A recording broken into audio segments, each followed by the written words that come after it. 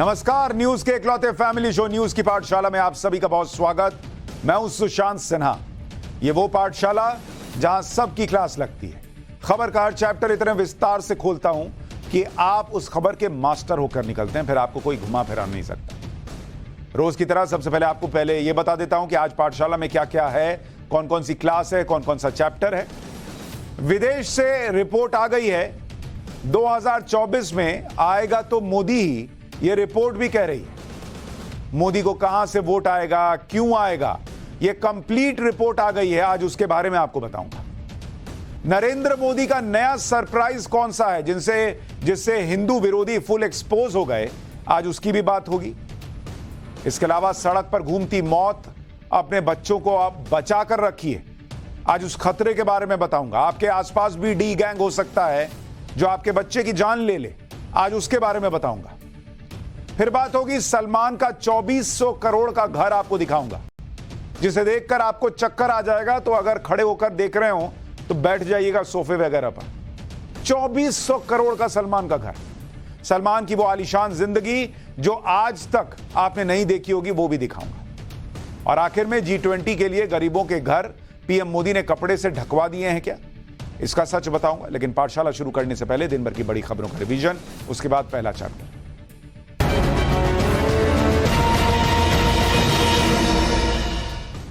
कांग्रेसी नेता मणिशंकर अय्यर ने एक बार फिर से प्रधानमंत्री मोदी पर आपत्तिजनक बयान दिया। G20 समिट से पहले मणिशंकर अय्यर ने पीएम मोदी की तुलना हिटलर से की है। कांग्रेस के नेता मणिशंकर अय्यर ने कहा कि पीएम मोदी G20 में जो वन फैमिली की बात कर रहे हैं, उनका कोई खानदान है क्या। कांग्रेस के नेता राहुल गांधी यूरोप की करीब एक हफ्ते की यात्रा के लिए रवाना हो गए। इस दौरान राहुल यूरोपीय संघ के वकीलों, छात्रों, भारतीय प्रवासियों के साथ मुलाकात करेंगे। राहुल 7 सितंबर को ब्रसेल्स में यूरोपीय संघ के वकीलों से मिलने वाले हैं और फिर हेग में भी इसी तरह की एक बैठक करेंगे। 8 सितंबर को पेरिस में विश्वविद्यालय के छात्रों के साथ राहुल का कार्यक्रम है। 10 सितंबर को राहुल ओस्लो में प्रवासी भारतीयों के कार्यक्रम को संबोधित करेंगे। भारत और इंडिया पर जारी बहस के बीच बॉलीवुड एक्टर अक्षय कुमार ने बड़ा फैसला लिया है। अक्षय कुमार ने उनकी जो नई फिल्म आ रही थी mission Raniganj, the great Indian rescue, उसका नाम ही बदल दिया। अब इस फिल्म का नाम हो गया है mission Raniganj the great Bharat rescue, और अब ये इसी नाम से रिलीज होगी। इस फिल्म का पहला मोशन पोस्टर भी अक्षय कुमार ने सोशल मीडिया पर शेयर किया है। यूपी की पीसीएस अफसर ज्योति मौर्य के खिलाफ भ्रष्टाचार का मामला बंद कर दिया गया है। ज्योति मौर्य के पति आलोक मौर्य ने 28 अगस्त को इस मामले में शिकायत वापस लेने की अर्जी दी थी, जिसके बाद जांच कमेटी ने अपनी रिपोर्ट में इस मामले को खत्म करने की सिफारिश की। खबर है कि जल्दी इस रिपोर्ट पर राज्य सरकार अंतिम फैसला ले सकती है। सूरत के आर्किटेक्ट इंजीनियर ने हीरो से प्रधानमंत्री मोदी की तस्वीर बनाई है। इस तस्वीर को बनाने में 7200 हीरो का इस्तेमाल किया गया है। 17 सितंबर को पीएम मोदी का जन्मदिन है और विपुल जेपी वाला उस दिन हीरो से बनी यह तस्वीर प्रधानमंत्री को भेंट करना चाहते हैं। उन्हें प्रधानमंत्री मोदी की इस तस्वीर को बनाने में करीब 4 महीने का वक्त लगा है। तो यह हो गया दिन भर का रिवीजन। अब पाठशाला की पहली क्लास, जिसमें विदेश से आई उस रिपोर्ट के बारे में बताऊंगा, जो कह रही है कि 2024 में आएगा तो मोदी को कहां से वोट आएगा, क्यों आएगा, कंप्लीट रिपोर्ट बताएगी। नरेंद्र मोदी का नया सरप्राइज कौन सा है जो हिंदू विरोधियों को फुल एक्सपोज करेगा, आज उसकी भी बात होगी।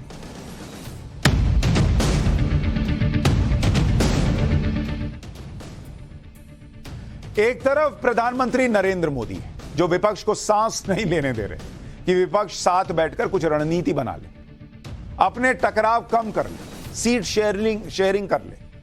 नरेंद्र मोदी विपक्ष को एक के बाद एक सरप्राइज पे सरप्राइज दे रहे हैं और विपक्ष जो है वो पॉपकॉर्न की तरह उछल रहा है। पॉपकॉर्न नहीं देखें कैसे पट पट पट पट उछलता है, फूटता है, तो वैसे ही विपक्ष इधर से उधर उछल रहा है। उसको समझ ही में नहीं आ रहा करना क्या है। यह नरेंद्र मोदी ने माहौल बना रखा है। दूसरी तरफ दुनिया की अलग अलग संस्थाओं ने भी विपक्ष का बीपी बढ़ाया हुआ है। अब विदेश से एक रिपोर्ट आ गई जिससे विपक्ष टेंशन में आ गया है। विदेश से जो रिपोर्ट आई है वो भी कह रही है कि 2024 में आएगा तो नरेंद्र मोदी ही। और उस रिपोर्ट में क्या कहा गया है जरा सुनिए, आपको कुछ मोटी मोटी बातें बताता हूं, फिर पूरी रिपोर्ट दिखाऊंगा। इस रिपोर्ट में बताया गया है कि 2024 में मोदी का जीतना तय लग रहा है। इस रिपोर्ट में यह भी बताया गया है कि मोदी को क्यों वोट मिलेगा, मतलब ऐसे हवा हवाई नहीं कि बस बोल दिया मोदी जीतेंगे, क्यों जीतेंगे यह भी बताया गया है। इस रिपोर्ट में बताया गया है कि मोदी ने कितना काम किया है, कितना नहीं, और क्यों वोट मिलेगा। इस रिपोर्ट में इंडिया गठबंधन का भी जिक्र है कि इंडिया गठबंधन क्यों कमजोर है और इसकी क्या हालत होने वाली है। तो यह पूरी कंप्लीट रिपोर्ट है 2024 पर। विदेश से आई है भाई, यहां से आई भी नहीं कि आप कह दो कि फलाना मीडिया, गोदी मीडिया और ये मीडिया और वो मीडिया ने किया है। अब नरेंद्र मोदी ने रिपोर्ट लिखवाई तो नहीं होगी, तो इसलिए इस इंटरनेशनल रिपोर्ट के बारे में आज मैं आपको डिटेल में बताऊंगा, लेकिन थोड़ी देर बाद। उससे पहले आप यह देखिए कि किस तरह से पिछले 8 दिन से प्रधानमंत्री नरेंद्र मोदी ने अपने विरोधियों को एक तरह से पॉपकॉर्न बना के छोड़ दिया है। यानी नरेंद्र मोदी एक के बाद एक सरप्राइज दे रहे हैं और विरोधी इधर से उधर उछल रहे हैं, फाट फाट फाट फूट रहे हैं। मोदी विरोधियों को समझ में नहीं आ रहा कि वो किस सरप्राइज पर रिएक्ट कैसे करें, क्योंकि एक सरप्राइज पर रिएक्ट करते हैं तो नरेंद्र मोदी दूसरा सरप्राइज ले आते हैं। मैं आपको याद दिलाता हूं, जैसे जिस दिन राखी थी, रक्षाबंधन वाले दिन गैस सिलेंडर अचानक सस्ता हो गया। विपक्ष माहौल बना रहा था कि भाई हम तो जो है वो महंगाई करेंगे, वहां अचानक सिलेंडर सस्ता हो गया। 200 रुपया नॉर्मल आम आदमी के लिए और 400 रुपया उनके लिए जिन्होंने उज्ज्वला के तहत कनेक्शन लिया है। फिर संसद का स्पेशल सेशन बुलाने का ऐलान कर दिया। लीजिए, वहां अलग हंगामा मच गया कि अरे ये किस लिए हो रहा है, मोदी जी क्या कर रहे हैं। फिर चर्चा होने लगी कि एक देश एक चुनाव ये होने जा रहा है क्या, तो इस पे हाई लेवल कमेटी बनने की खबर आ गई। फिर हाई लेवल कमेटी की मुलाकातें शुरू हो गई। इसी बीच इंडिया की जगह भारत लिखने की बात आ गई। यानी विपक्ष के लिए मुसीबत ही मुसीबत है कि वो सिलेंडर सस्ता होने पर बोले, कि स्पेशल सेशन पर बोले, कि एक देश एक चुनाव पर बोले, कि एक देश एक चुनाव की हाई लेवल कमेटी की मीटिंग पर बोले। किस पे बोले भाई, या इंडिया की जगह भारत लिखने वाली बात पर बयान दे। एक साथ इतने फ्रंट विपक्ष के लिए खुल गए हैं कि उसको समझ में ही नहीं आ रहा कि किधर मुंह करके गोला दागना है। लेकिन इसमें ध्यान देने वाली बात भी है। इसमें ध्यान देने वाली एक बड़ी इंपॉर्टेंट बात यह है कि पीएम मोदी ने खुद कुछ भी नहीं कहा है। एक देश एक चुनाव तत्काल प्रभाव से लागू होने वाला है, यह पीएम मोदी ने तो कहा नहीं। लेकिन विपक्ष इसको लेकर अपने आप भिड़ गया, क्योंकि कुछ चैनल्स पे उन्होंने रिपोर्ट देख ली। पीएम मोदी ने खुद ये नहीं कहा कि वो इंडिया को मिटाकर भारत करने वाले, लेकिन विपक्ष कहने लगा कि इंडिया को मिटाना चाहते हैं। अपने आप अपने मन से कूदने लगे। पीएम मोदी ने खुद नहीं कहा कि वो स्पेशल सेशन में क्या करने वाले हैं, लेकिन विपक्ष अलग अलग अटकलें लगाने लगा। पहले चुनाव हो सकता है, ये हो सकता है, वो हो सकता है। यानी नरेंद्र मोदी ने कहा कुछ भी नहीं है। मुझे तो कई बार लगता है वो मजे लेते होंगे, हंसते होंगे कि देखो एक शब्द मैंने नहीं बोला, लेकिन पूरा विपक्ष घूम घूम के बिरनी की तरह नाच रहा है और विपक्ष हवा में तीर भी चला रहा है। और यही विपक्ष की हताशा को दिखाता है कि उनके पास नरेंद्र मोदी की सियासी रणनीति का कोई तोड़ नहीं है। जो मोदी चाह रहे हैं वही हो रहा है। बिना बोले लट्टू बना रखा है, चकरगिन्नी बना रखा है। विपक्ष इधर से उधर नाच रहा है, क्योंकि आप देखिए पीएम मोदी के दिमाग में एक साथ कई चीजें चल रही हैं। वो G20 की तैयारी में भी लगे, विशेष सत्र की भी तैयारी चल रही है। विशेष सत्र को लेकर ही विपक्ष में हलचल है कि पीएम मोदी आगे क्या बड़ा करने वाले हैं, उसे लेकर रोज नई नई थ्योरी भी आ रही है। विशेष सत्र को लेकर अब नई जानकारी मिली है, जिसके मुताबिक संसद का विशेष सत्र जो है वो 18 सितंबर को पुरानी संसद में शुरू होगा, लेकिन 19 सितंबर को, यानी जिस दिन गणेश चतुर्थी है, उस दिन शुभ मुहूर्त पर लंच ब्रेक के बाद नए संसद भवन में दोनों सदनों की कार्रवाई शुरू होगी। 5 दिनों के विशेष सत्र में 1.5 दिन पुरानी संसद में कामकाज होगा और 3.5 दिन नए संसद भवन में विशेष सत्र चलेगा। सूत्रों के मुताबिक सत्र के पहले दिन पुराने संसद भवन में लिए गए कुछ प्रमुख फैसलों, बड़े नेताओं, उनके महान कार्यों को याद किया जाएगा। इस दौरान नई संसद के निर्माण की कहानी, संसद का इतिहास और नए संसद भवन की आवश्यकता पर एक फिल्म भी दिखाई जाएगी। जब संसद के विशेष सत्र की तारीखों का ऐलान हुआ तो विपक्ष की तरफ से आरोप लगाया गया था कि उस वक्त हिंदुओं का बड़ा त्योहार गणेश चतुर्थी है।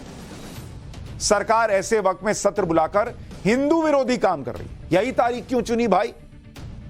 यह तभी कहा गया कि जिन दिनों गणेश उत्सव होता है उन दिनों में सत्र बुलाया गया है। क्या यही बीजेपी का हिंदुत्व है?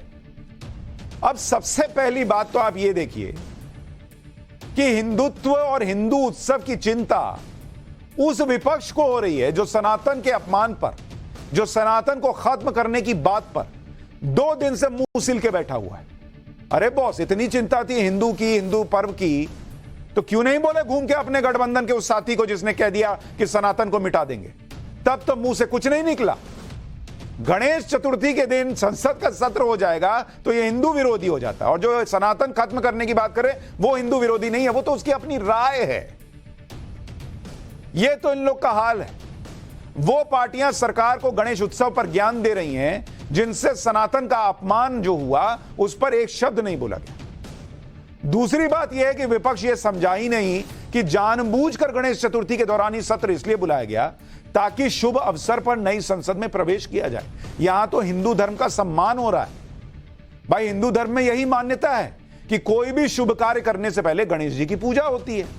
अब गणेश चतुर्थी पर अगर नई संसद का श्री गणेश करवाकर वहां पहला सत्र हो जाएगा तो पीएम मोदी ने तो एक तरह से हिंदू धर्म का, सनातन का सम्मान भी कर दिया, और जो सनातन के विरोधी हैं उस विपक्ष को जवाब भी दे दिया। और विपक्ष यहां भी फंसेगा। जो इसमें नहीं आएगा, फिर बीजेपी कहेगी कि देखिए ये लोग तो हिंदू धर्म का अपमान कर रहे हैं, गणेश चतुर्थी में कोई अच्छा काम हो रहा है तो उसमें आ नहीं रहे। आएंगे तो अपनी बात को काटेंगे कि भाई हमने देखिए जो है कहा था नरेंद्र मोदी तो हिंदू धर्म के खिलाफ है। विशेष सत्र को लेकर कई तरह की अटकलें हैं, लेकिन इसके बीच एक बात करीब करीब क्लियर है कि विशेष सत्र के साथ ही नई संसद में कामकाज शुरू हो जाएगा। सूत्र यह भी कह रहे हैं कि विशेष सत्र में दुनिया में भारत की बढ़ती साख पर चर्चा भी होगी। पिछले 9 सालों में भारत ने कैसे प्रगति की है, इस पर सत्ता पक्ष के सांसद अपनी बात रखेंगे। यह बात भी अहम है कि अक्टूबर में G20 की एक मीटिंग 13 और 14 अक्टूबर को नई संसद में होने वाली, यह भी कहा जा रहा है। उससे पहले सरकार नई संसद में अपना कामकाज शुरू कर देगी, और सूत्र बता रहे हैं कि मोदी सरकार में टॉप लीडरशिप में सबका यही मत था कि नई संसद में प्रवेश विशेष सत्र बुलाकर किया जाए ताकि इस मौके को और खास बनाया जा सके। नए संसद भवन का निर्माण साल 2019 में शुरू हुआ था। ऐसी प्लानिंग थी कि 15 अगस्त 2022 जब आजादी के 75 साल पूरे होंगे तभी एक स्पेशल सेशन बुलाकर नए संसद भवन में कामकाज शुरू किया जाए। लेकिन कोरोना आ गया, फिर दूसरी वजह हो गई, तो निर्माण में देरी हो गई और तय प्लान के मुताबिक काम नहीं हो पाया। फिर इसी साल मई महीने में पीएम मोदी ने नए संसद भवन का उद्घाटन कर दिया, और अब जो है नए संसद भवन में कामकाज भी शुरू होगा।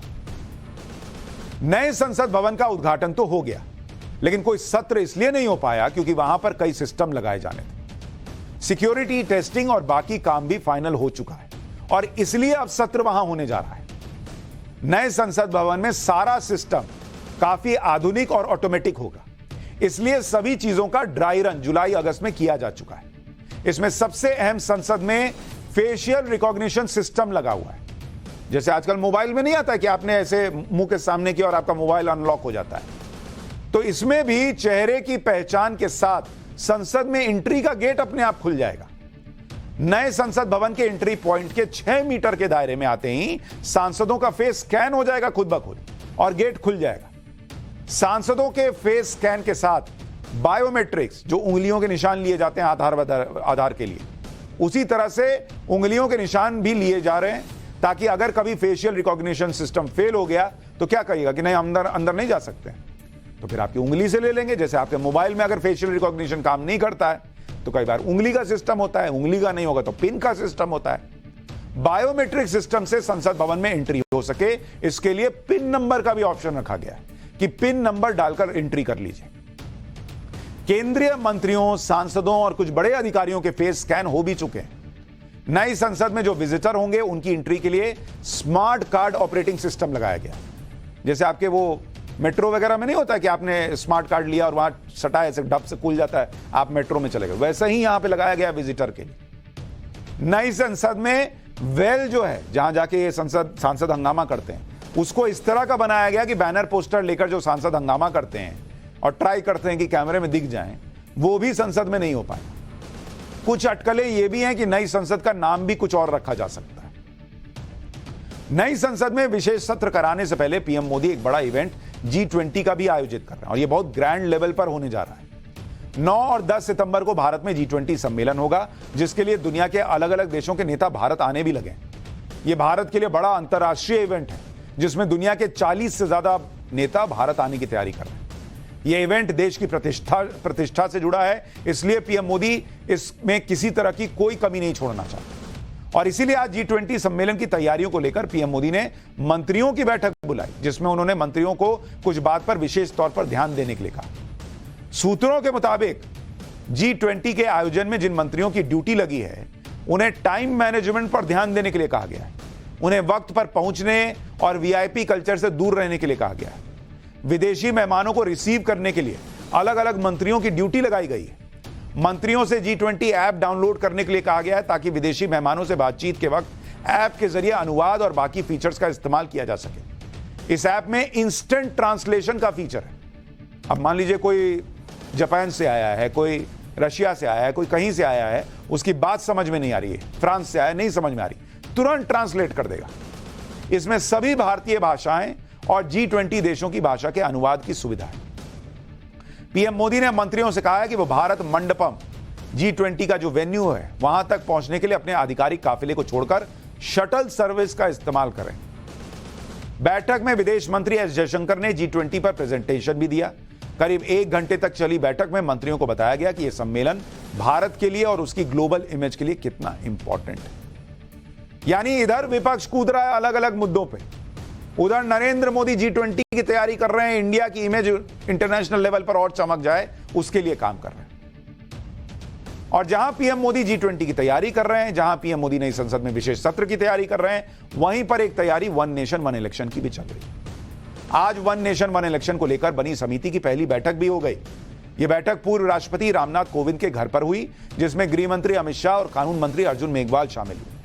पिछले शनिवार को ही सरकार ने वन नेशन वन इलेक्शन के मुद्दे पर हाई लेवल कमेटी बनाई थी और आज उसकी पहली बैठक हो भी गई। रविवार को कानून मंत्रालय के अधिकारियों ने कमेटी के अध्यक्ष और पूर्व राष्ट्रपति रामनाथ कोविंद को जानकारी दी थी इसके बारे में। यानी संकेत साफ है कि वन नेशन वन इलेक्शन पर सरकार सिर्फ कमेटी बनाकर बैठने वाली नहीं है, यह कोई पॉलिटिकल स्टंट भी नहीं है, बल्कि सरकार इस पर गंभीरता से काम को तेजी से आगे बढ़ा रही है। उधर आज चुनाव आयोग ने भी कह दिया कि वो वन नेशन वन इलेक्शन पर कानूनी प्रावधानों के तहत काम करने के लिए तैयार है। Chief election commissioner Rajiv Kumar ने कहा कि चुनाव आयोग को संवैधानिक प्रावधानों और जनप्रतिनिधित्व कानून के तहत समय से पहले चुनाव कराना होता है। प्रावधानों के अनुसार इलेक्शन कमीशन 5 साल का समय समाप्त होने से 6 महीने पहले आम चुनाव की घोषणा कर सकता है। विधानसभा चुनावों के लिए भी मानदंड समान है। राजीव कुमार ने कहा कि निर्वाचन आयोग संवैधानिक प्रावधानों के अनुसार चुनाव कराने के लिए तैयार है। यानी जहां पीएम मोदी एक साथ कई एजेंडे पर काम कर रहे हैं, वहां विपक्ष इसी बात पर फंसा हुआ है कि इस विशेष सत्र में मोदी क्या करने वाले हैं, इसकी रणनीति क्या बनाई जाए। और विपक्ष की मजबूरी यह है कि विशेष सत्र का वो बॉयकॉट नहीं कर सकता, क्योंकि क्या पता पीएम मोदी ने किस राष्ट्रीय मुद्दे पर सत्र बुलाया। दूसरी बात यह है कि अगर वो विशेष सत्र में जाएंगे तो किस रणनीति के साथ जाएं। भाई अभी तो पता ही नहीं ना होने वाला क्या है। कल को कोई ऐसा बिल ले आए जिस पर किसी की अपनी स्थानीय पॉलिटिक्स में वो सूट करता हो, तो इंडिया गठबंधन तो अलग अलग वोट करेगा, बात करेगा। इसी कंफ्यूजन के बीच सोनिया गांधी ने आज प्रधानमंत्री नरेंद्र मोदी को एक चिट्ठी लिखी। सोनिया गांधी ने लिखा, पहली बात यह कही कि बिना किसी से बात किए आपने संसद का विशेष सत्र बुला लिया, यह क्या है। दूसरी बात उन्होंने कही कि पहली बार ऐसा हो रहा है कि सत्र का कोई एजेंडा ही नहीं है बताया गया, जबकि जब भी विशेष सत्र होता है तो आम सहमति से एजेंडा तय होता है। तीसरी बात सोनिया जी ने कही कि विपक्ष के 9 मुद्दे हैं, उन पर वो चर्चा करना चाहते हैं। रूल क्या होगा, इस पर हम लोग बातचीत कर सकते हैं। एक बार जयराम रमेश ने इस पर क्या कहा सुन लीजिए, फिर जो सोनिया जी ने लिखा उस पर क्या जवाब आया मोदी सरकार से वो भी बताता हूं। हम ये सत्र का बहिष्कार नहीं करेंगे। ये मौका है हमारे लिए जनता के मुद्दों को उठाने के लिए, और हम पूरा प्रयास करेंगे कि अलग अलग पार्टियां अपने मुद्दे उठाएंगे। लेकिन सोनिया गांधी को भी सरकार ने चिट्ठी से ही जवाब दिया। संसदीय कार्य मंत्री प्रहलाद जोशी ने लिखा कि स्थापित परंपराओं का पालन करने के बाद 18 सितंबर को संसद का सत्र बुलाया गया। शायद सोनिया गांधी का ही परंपराओं की तरफ ध्यान नहीं है, क्योंकि आज तक संसद बुलाने से पहले कार्यसूची कभी नहीं दी गई। सत्र की कार्यसूची हमेशा की तरह स्थापित परंपरा के अनुसार उचित समय पर दे दी जाएगी। संसद सत्र बुलाने से पहले न कभी राजनीतिक दलों से चर्चा की जाती है, न ही सत्र बुलाने से पहले कभी मुद्दों की चर्चा होती है। तो सरकार कह रही है कि भाई ऐसा कब हुआ जो आप कह रही हैं कि हमने नहीं किया, हुआ कब ये सब। राष्ट्रपति के सत्र बुलाने के बाद और सत्र आरंभ होने से पहले सभी दलों के नेताओं की बैठक होती है, जिसमें संसद में उठने वाले मुद्दे और कामकाज की चर्चा होती है। सरकार की तरफ से कहा गया कि किसी भी मुद्दे पर चर्चा के लिए हम तैयार हैं। जिन मुद्दों का जिक्र किया गया है वो मुद्दे अविश्वास प्रस्ताव में भी उठाए गए थे। सबका सरकार ने जवाब भी दिया था। और विशेष सत्र का एजेंडा क्या है यह अभी सत्र शुरू होने के पहले आपको बता दिया जाएगा। लेकिन विपक्ष में इतनी हड़बड़ी है कि क्या ही हो जाएगा, वहां क्या करने वाले हैं कि चिट्ठी भी छाप दी गई। लेकिन जो ये सवाल कि 2024 में क्या होने वाला है, विदेश से रिपोर्ट आई है, वो तो कह रही है रिपोर्ट कि आएगा मोदी। इंडिया गठबंधन में इस रिपोर्ट से खलबली मच जाएगी। दुनिया क्यों कह रही है कि 2024 में मोदी ही आएंगे और मोदी को कहां से वोट आएगा, क्यों आएगा? विदेश से जो रिपोर्ट आई है, अब जरा उसको देखिए।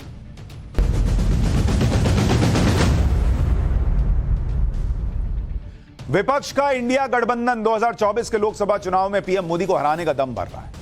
लेकिन एक इंटरनेशनल रिपोर्ट ने विपक्षी गठबंधन की मुश्किल बढ़ा दी।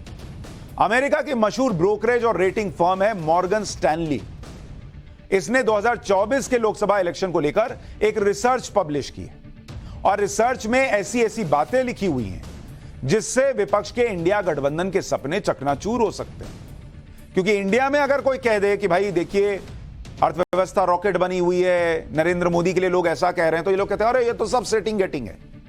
लेकिन अब विदेश से भी रिपोर्ट आ गई जो कह रही है आएगा मोदी ही। भारत में 2024 के लोकसभा चुनाव पर मॉर्गन स्टैनली की रिसर्च के मुताबिक लोकसभा चुनाव के नतीजों को प्रभावित करने वाले 4 मुख्य फैक्टर होते हैं। वो ये कह रहा है कि भाई सबसे पहले तो देश की जीडीपी होती है। जीडीपी ऊपर तो नेता ऊपर, जीडीपी नीचे तो नेता भी नीचे चला जाता है।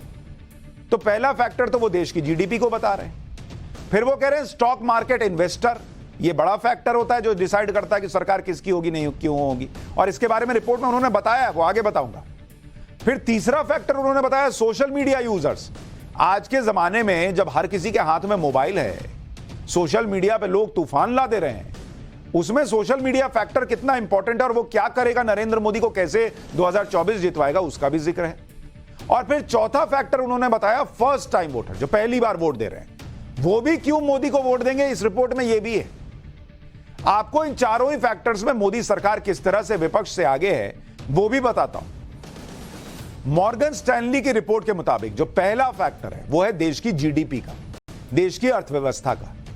रिपोर्ट में कहा गया है कि लंबे समय से यह देखा गया है कि जब भी सरकार चला रही पार्टी फिर से चुनाव में जाती है तो चुनाव के नतीजों पर देश की जीडीपी ग्रोथ का सीधा असर पड़ता है। आम जनता दोबारा सरकार चुनते समय यह देखती है कि देश की इकोनॉमी बेहतर हुई है या नहीं और उससे लोगों को फायदा हुआ है या नहीं। यानी अगर लोगों का फायदा हुआ तो जिसकी सरकार उसका फायदा, लोगों का फायदा नहीं हुआ तो सरकार को नुकसान। मॉर्गन स्टैनली ने जीडीपी को लेकर अपनी रिसर्च में जो कहा है उसे अगर आप आंकड़ों के जरिए समझेंगे तो आपको समझ में आएगा कि यह बात सही भी है। 1971 से 2019 तक 12 लोकसभा के चुनाव हुए जिसमें 6 टर्म में देश की जीडीपी गिरी। और जब देश की जीडीपी गिरी तो इन्हीं 6 मौकों पर सरकार भी गिर गई। मतलब तत्कालीन सरकार चुनाव में हार गई जब वो जीडीपी गिरी, और जब 6 मौके ऐसे थे जब जीडीपी बढ़ी थी तो वो सरकार में वापसी कर पाई। जिन 6 मौकों पर जीडीपी ग्रोथ कम होने से तत्कालीन सरकार हार गई उसके बारे में और क्लैरिटी के साथ आपको बताता हूं कि यह हवाई बात नहीं है और क्यों यह नरेंद्र मोदी फैक्टर पर काम करेगी 2024 के चुनाव में, आपको समझ में आएगा। अगर आप देखेंगे कि कौन सा चुनाव है जिसकी हम बात कर रहे हैं, पीएम कौन, वो भी आपको बताऊंगा। इसमें जीडीपी ग्रोथ वो कितनी रही वो बताऊंगा आपको, औसत जीडीपी ग्रोथ। और अगर आप देखेंगे कि गिरावट कितनी रही तो वो भी आपको बताऊंगा, और नतीजा क्या रहा फिर वो आपको ये 1 2 3 4 5 फैक्टर बताऊंगा। तो अगर आप सबसे पहले देखेंगे कि 1971 से लेकर 1977 तक पीएम कौन थी, इंदिरा गांधी प्राइम मिनिस्टर होती थी, ठीक है। जीडीपी ग्रोथ कितनी थी, जो औसत जीडीपी ग्रोथ थी वो 5.73% रही। ये 5 साल में। और 1971 से लेकर 1977 तक जो औसत जीडीपी ग्रोथ रही, वो मतलब मेरे ख्याल से आपको इसको ऐसे देखना चाहिए कि जो जीडीपी ग्रोथ इस 5 साल में रही वो रही 2.72%। और उसके पहले कितनी रहती थी? उसके पहले रहती थी 5.73%। यानी कितनी गिरावट? करीब 3% जीडीपी गिर गई। और नतीजा क्या रहा? 1977 में इंदिरा गांधी हार गई। इसी तरह से अगर आप देखेंगे 1977 से लेकर 1980 तक, उस वक्त मोरारजी देसाई और चौधरी चरण सिंह, ये दोनों पीएम रहे, ठीक है। औसत जीडीपी जो 1971 से 77 तक आपको बताया 2.72% थी। जब इनकी सरकार आई तो ये और गिरकर 2.60% हो गई। यानी गिरावट कितनी रही? 0.12%। नतीजा क्या रहा? इनकी भी हार हो गई, ये भी हार गए। इसी तरह से 1989 से लेकर 91 तक प्राइम मिनिस्टर थे वीपी सिंह और चंद्रशेखर। उस वक्त क्या हुआ? उस वक्त जो औसत जीडीपी 1985 से 89 तक थी, मतलब जब इन्होंने सत्ता में आए तब उसके पहले 5.93%, लेकिन इनके समय में घटकर 5.7 हो गई, यानी 5.7% पे आ गई। यानी गिरावट कितनी? 0.23%। इनके समय भी जीडीपी गिरी, नतीजा क्या हुआ? हार गए। इसी तरह से अगर आप 1991 से 96 तक देखेंगे, तब प्राइम मिनिस्टर थे नरसिम्हा राव, और 89 से 91 तक जीडीपी ग्रोथ आप देख रहे हैं 5.7% थी। नरसिम्हा राव के समय यह और गिरकर 5.1% पर आ गई, यानी 0.56% जीडीपी गिरी, नतीजा ये भी हार गए। यह हुआ है 99 से लेकर 2004 तक। अटल बिहारी वाजपेयी पीएम थे और 98 से 99 तक जीडीपी, औसत जीडीपी 6.2 की थी। लेकिन अटल बिहारी वाजपेयी की सरकार में 5 साल में औसत जीडीपी ग्रोथ जो है वो 5.82% की रही, यानी 0.38% गिरावट दर्ज हुई और इनकी भी सरकार चली गई। फिर 2009 से 14 तक मनमोहन सिंह प्राइम मिनिस्टर रहे। औसत जीडीपी ग्रोथ जो है वो 6.94% जो हुआ करती थी वो गिरकर 6.7% पर आ गई, यानी 0.24% की गिरावट वहां भी दर्ज हुई। और नतीजा 2014 में मनमोहन सिंह भी हार गए।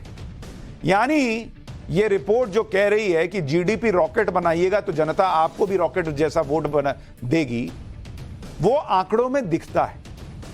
और इस वक्त अगर आप देखेंगे नरेंद्र मोदी के लिए सबसे इंपॉर्टेंट फैक्टर यह है कि इकोनॉमी बूम कर रही है, इकोनॉमी रॉकेट बनी हुई है। दुनिया की बड़ी बड़ी एजेंसीज भारत की तारीफ कर रही है।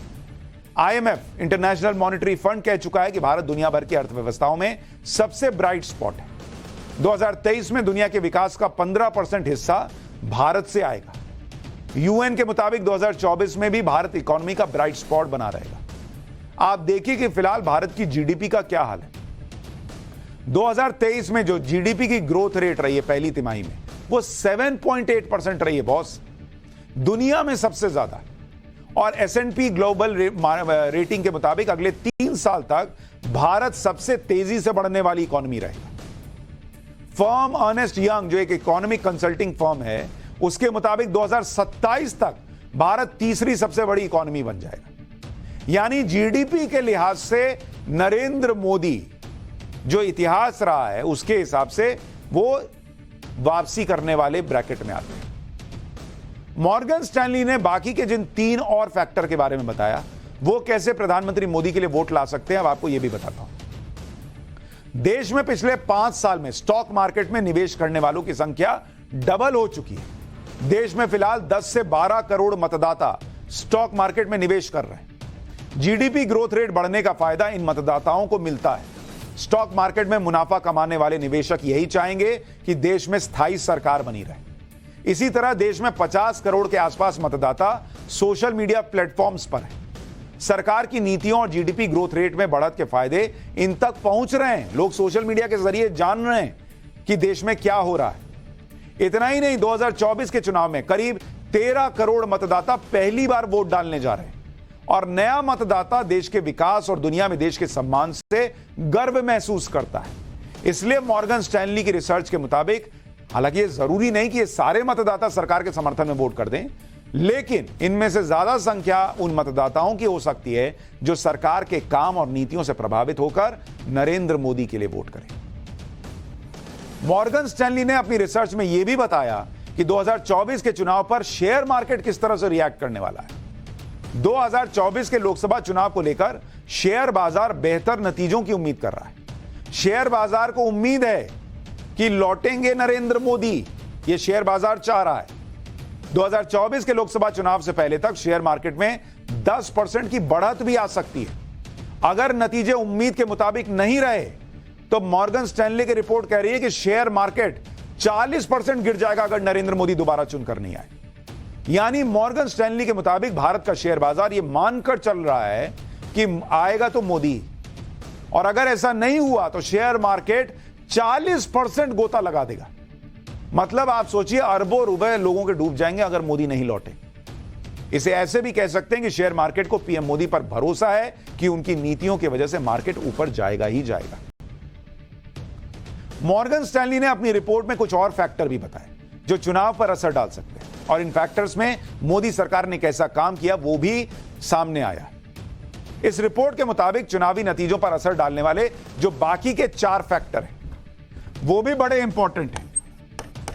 वो 4 फैक्टर इस रिपोर्ट में बताए गए हैं जो असर डालेंगे। एक है गरीबी, दूसरा है किसान, उनका मुद्दा, तीसरा मुद्दा जो बताया गया है वो है स्वास्थ्य, कि भाई आपको हेल्थ सेक्टर में क्या मिल रहा है, नहीं मिल रहा है, और चौथा शिक्षा।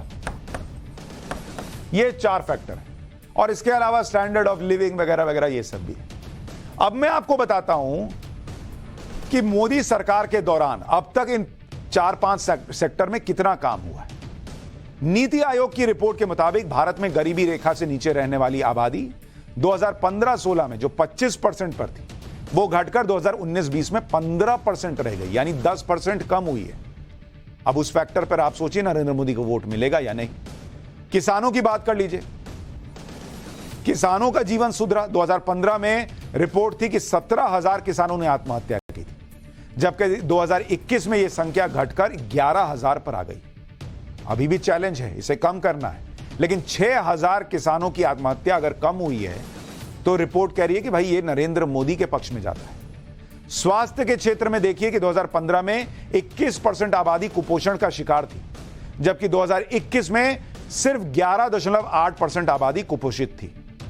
2015 में 11.6% बच्चों को शिक्षा नहीं मिल पाती थी। 2021 में यह घटकर 7.72% पर आ गई। मॉर्गन स्टैनली के मुताबिक पिछले 5 सालों के दौरान रसोई गैस कनेक्शन, साफ पानी, बिजली और घर ज्यादा लोगों को दिए गए। इससे बड़ी आबादी का जीवन आसान हुआ है। मॉर्गन स्टैनली की रिसर्च में इन पैरामीटर पर भी मोदी सरकार बहुत आगे दिख रही है, और इसीलिए यह रिपोर्ट कह रही है कि आएगा तो मोदी ही। भाई आप कुछ भी कह दीजिए, जिसको घर मिल रहा है, जिसको पानी मिल रहा है साफ, पहली बार जीवन में जिसके घर नल पहुंचा है, जिसको शौचालय मिल रहा है, जिसको राशन मुफ्त में मिल रहा है, जिसके घर सिलेंडर आ रहा है, जिसको हेल्थ कार्ड मिल रहा है, वो सब भूल जाएगा, क्योंकि कोई एक इंडिया गठबंधन बन गया और उसमें कोई एक राहुल गांधी ने विदेश जाके कह दिया कि लोकतंत्र खत्म हो गया, तो ना ना ना ना आप तो मोदी जी को वोट नहीं देंगे, राहुल जी ने कह दिया। मॉर्गन स्टैनली ने अपनी रिसर्च में विपक्ष के इंडिया गठबंधन का भी विश्लेषण किया है। रिपोर्ट में कहा गया है कि इंडिया गठबंधन की सबसे बड़ी परीक्षा सीटों के बंटवारे की है। इंडिया को कामयाब होने के लिए चुनाव से पहले सीटों का बंटवारा करना होगा।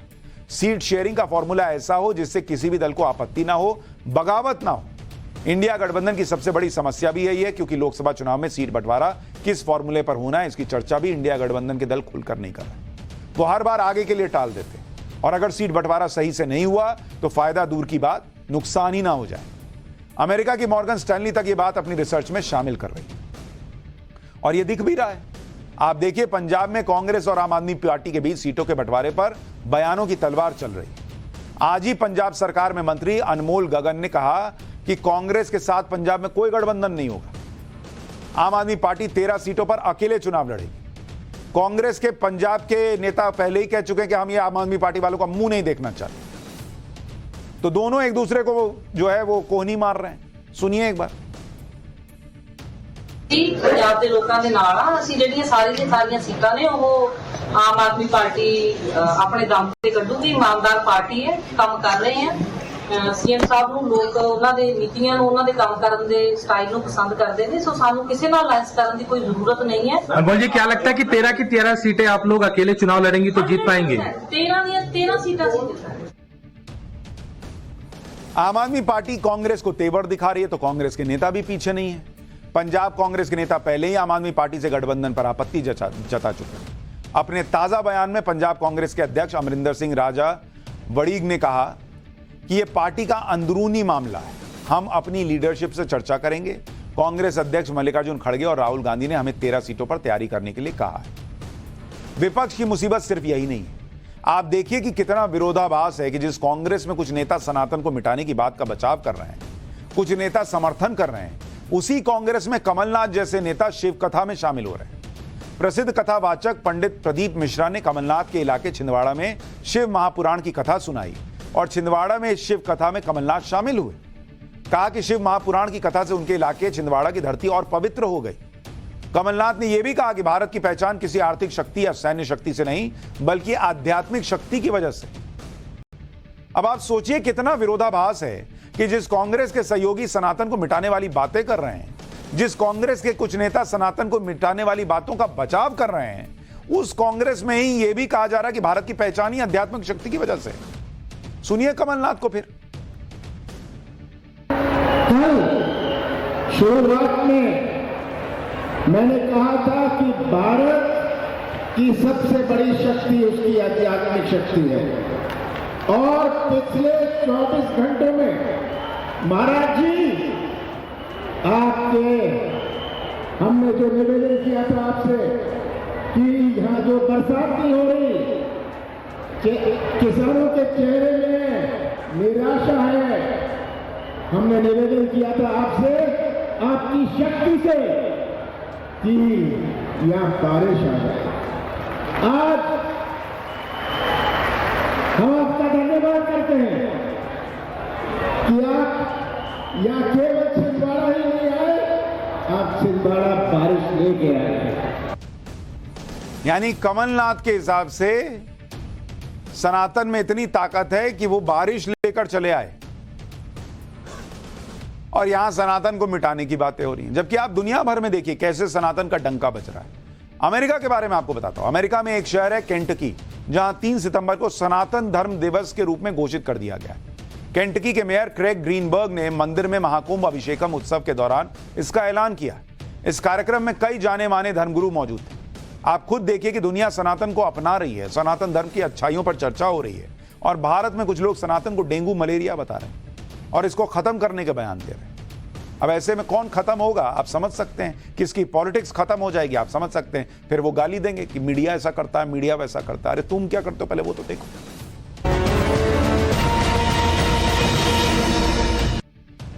पाठशाला में अब फैक्ट चेक की क्लास। सोशल मीडिया पर इन दिनों एक तस्वीर वायरल की जा रही है जिसमें एक स्लम एरिया को हरे पर्दे से ढका दिखाया जा रहा है और इस हरे पर्दे पर G20 समिट के पोस्टर्स दिखाई दे रहे हैं। तस्वीर के जरिए दावा किया जा रहा है कि यह तस्वीर दिल्ली की है और G20 समिट से पहले राजधानी में स्लम एरिया को छिपाने का प्रयास हो रहा है। दिल्ली में 9 और 10 सितंबर को G20 समिट होना है, इसलिए हमने इस खबर का फैक्ट चेक किया। हमारी रिसर्च में पता चला कि सोशल मीडिया पर वायरल हो रही तस्वीर दिल्ली की है ही नहीं। ये तस्वीर मुंबई की है और हाल फिलहाल की भी नहीं है, पिछले साल दिसंबर की है। दिसंबर में मुंबई में G20 के डेवलपमेंट वर्किंग ग्रुप की बैठक हुई थी। इस बैठक के दौरान मुंबई में वेस्टर्न एक्सप्रेस हाईवे के पास मौजूद जोगेश्वरी स्लम एरिया में ये पोस्टर लगे थे और हरे पर्दे लगाए गए।